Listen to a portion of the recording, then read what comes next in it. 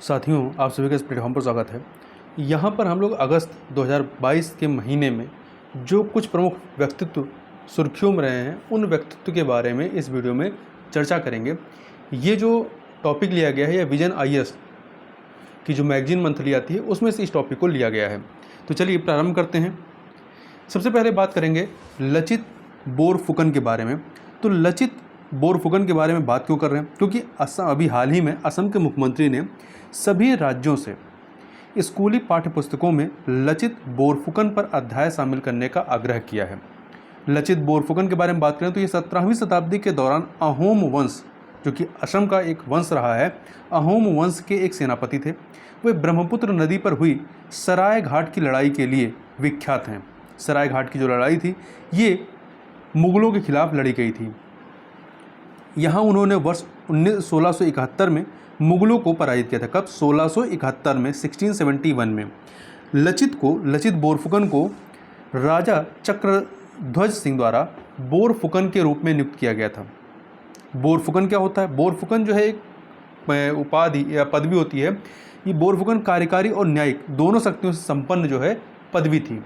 इनके मूल्यों की बात करें, इनमें इनके जो नैतिक मूल्य थे उसमें साहस और नेतृत्व क्षमता का प्रदर्शन होता है। एक सैन्य प्रशासक के रूप में उन्होंने अत्यंत शक्तिशाली मुगलों के खिलाफ अहोम सेना का सफलतापूर्वक नेतृत्व किया था। आगे बात करते हैं दुर्गादास राठौड़ के बारे में। तो देखिए, हाल ही में रक्षा मंत्री राजनाथ सिंह ने दुर्गादास राठौड़ की प्रतिमा का अनावरण किया। इन्हें वीर दुर्गादास राठौड़ के नाम से भी जाना जाता है। ये मारवाड़ जोधपुर के महाराजा जसवंत सिंह के प्रमुख व्यक्तित्व थे। इन्होंने 17वीं शताब्दी में मुगल शासक औरंगजेब से जसवंत सिंह के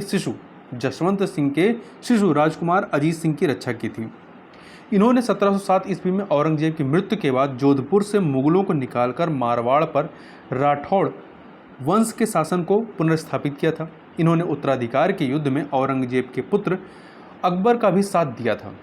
इनके नैतिक मूल्यों की बात करें तो इनके व्यक्तित्व में धैर्य और निष्ठा जैसे दो नैतिक मूल्य प्रभावी दिखाई पड़ते हैं। मारवाड़ पर राठौर वंश के शासन को अकेले ही संरक्षित रखने का श्रेय इन्हें दिया जाता है। इन्होंने मातृभूमि के प्रति अटूट निष्ठा और सत्ता से पूर्ण वैराग्य दर्शाया और अपने वचन का पालन करते हुए बिना किसी दुविधा के अजीत सिंह को राज्य सौंप दिया। आगे चलते हैं। अरविंदो घोष के बारे में बात करें तो 15 अगस्त 2022 को आध्यात्मिक नेता श्री अरविंदो घोष की 150वीं जयंती के रूप में चिन्हित किया गया है। अरविंदो घोष के बारे में बात करें तो वह अनुशीलन समिति के साथ राष्ट्रवादी राजनीति और बंगाल में क्रांतिकारी आंदोलन में शामिल थे। वह कलकत्ता 1906 में नेशनल कॉलेज के प्रथम प्रधानाचार्य नियुक्त किए गए। यहाँ उन्होंने भारतीय युवाओं को राष्ट्रीय शिक्षा देना आरंभ किया। मई 1908 में उन्हें अलीपुर बम षड्यंत्र में गिरफ्तार किया गया। उनकी एकात्म योग प्रणाली की अवधारणा का वर्णन उनकी पुस्तक द सिंथेसिस ऑफ योगा और द लाइफ डिवाइन में किया गया है। उन्होंने वर्ष 1926 में पुडुचेरी में श्री अरविंदो आश्रम की स्थापना की थी। इनके नैतिक मूल्यों की बात करें तो इनके व्यक्तित्व में तर्कवाद और दृढ़ संकल्प नामक नैतिक मूल्य परिलक्षित होते हैं।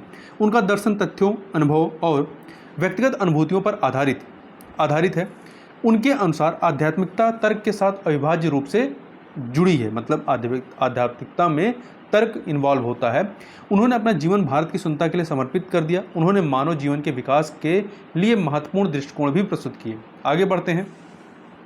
आगे बात करते हैं पिंगली वेंकैया के बारे में। तो देखिए, राष्ट्र ने या देश ने भारत के राष्ट्रीय ध्वज के शिल्पकार पिंगली वेंकैया को श्रद्धांजलि अर्पित की।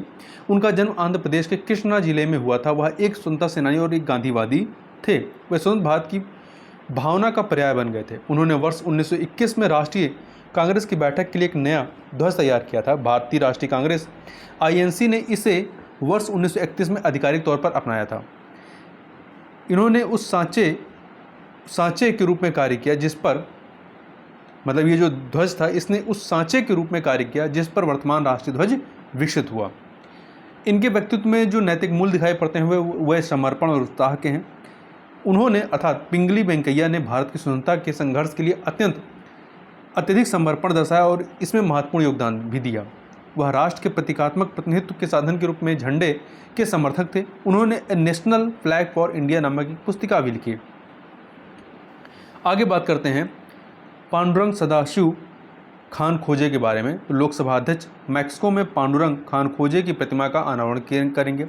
इनका जन्म महाराष्ट्र के वर्धा में हुआ था। ये गदर पार्टी के संस्थापक सदस्यों में से एक थे, पांडुरंग सदाशिव खान खोजे। गदर पार्टी को वर्ष 1913 में विदेशों में रहने वाले भारतीयों ने स्थापित किया था। इसका उद्देश्य भारत में अंग्रेजों के खिलाफ एक क्रांतिकारी संघर्ष का नेतृत्व करना था।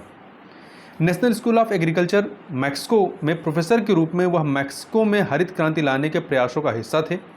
उन्होंने सूखे और रोग प्रतिरोधी किस्मों पर जोर देने के साथ उच्च उपज वाली मक्का व गेहूं की नई किस्मों की खेती का अध्ययन शुरू किया।